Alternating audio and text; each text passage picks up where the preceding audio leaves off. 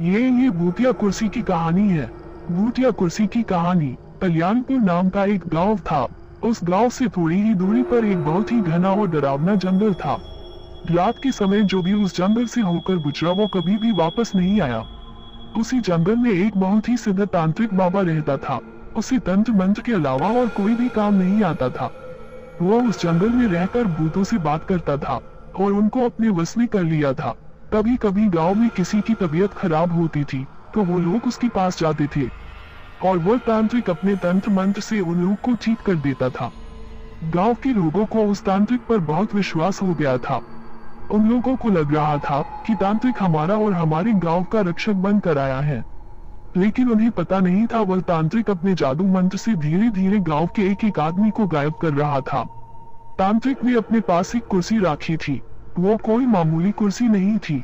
जब भी वो पूजा पाठ करता था उसी कुर्सी पर बैठकर करता था ताकि वह सिद्ध तांत्रिक बन सके और जो चाहे वह कर सके। कुछ समय बाद गांव में हड़कंप मच गया कि आखिर हमारे गांव के लोग धीरे धीरे कहाँ गायब हो रहे हैं। फिर उन्हें उस तांत्रिक बाबा पर शक हुआ और एक दिन गांव के कुछ लोग उस जंगल की ओर चल दिए, ये पता करने के लिए कि आखिर हमारे गांव के लोग अचानक गायब कहाँ हो जाते हैं। तो ये लोग धीरे धीरे जंगल के बहुत अंदर चले गए। जंगल एकदम घना और डरावना था। थोड़ी ही दूर आगे जाने के बाद उन्हें एक रोशनी जलती हुई नजर आई। फिर वे लोग वहां जाते हैं और देखते हैं कि वह तांत्रिक एक बहुत ही पुरानी कुर्सी पर बैठा है और वह तांत्रिक अपने पैर के नीचे एक आदमी को दबा के रखा है जो कि बेहोश हालत में था। जब गांव वाले उसके नजदीक गए तो पहचान लिए कि ये तो हमारे गांव का आदमी है जिसको हम लोग सुबह से ढूंढ रहे थे। गांव वालों को देखकर तांत्रिक वहां से भागने लगा। तभी गांव के सारे लोग उसे चारों तरफ से घेर कर पकड़ लिए और एक पेड़ से बांध दिए। फिर पूरे जंगल में आग लगा दी और उस आदमी को लेके अपने अपने गांव लौट गए। अब उस तांत्रिक ने देखा कि गांव वालों ने जंगल में आग लगा दी है, अब तो मैं नहीं बचूंगा। वो बहुत चिल्लाया, मुझे बचाओ मुझे बचाओ, लेकिन उसे कोई बचाने नहीं आया और धीरे धीरे आग की लपटें तांत्रिक के पास गई और वह आग में जल के मर गया। लेकिन उसकी कुर्सी जैसी थी वैसी ही रही। उसे एक आंच तक नहीं लगी क्योंकि तांत्रिक ने उस कुर्सी को जादू मंत्र से बनाया था। ये बात किसी को भी पता नहीं चला कि वह तांत्रिक मरने के बाद भी नहीं मरेगा। गांव वाले अब खुश थे कि अब हमें किसी भी बात का डर नहीं है। कुछ समय बीतने के बाद एक दिन गांव का एक आदमी दोपहर के समय अपने खेत में काम कर रहा था। गर्मी का दिन था और उसे बहुत जोर से प्यास लगी थी। वह पानी पी के थोड़ा आराम करने के लिए उसी जंगल में चला गया जहाँ तांत्रिक रहा करता था। वहां जाकर देखा कि एक बहुत सुंदर कुर्सी रखी हुई है। वह देखने में बहुत लुभावनी कुर्सी लग रही थी, मगर वह एक भूतिया कुर्सी की कहानी थी। वह आदमी उसे लेकर अपने घर आ गया। उस कुर्सी को देखते ही मन एकदम खुश हो जाता था।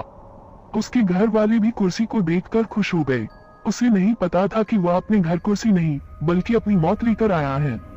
जैसे ही वह कुर्सी पर बैठा तभी कुर्सी ने उसे पकड़ लिया। उसके घर वालों ने बहुत कोशिश की लेकिन उसे कुर्सी से उठा नहीं पाए।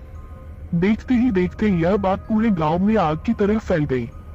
गांव के लोगों ने भी बहुत कोशिश की उसे उस कुर्सी से अलग कर सके, लेकिन वो लोग भी असफल हो गए।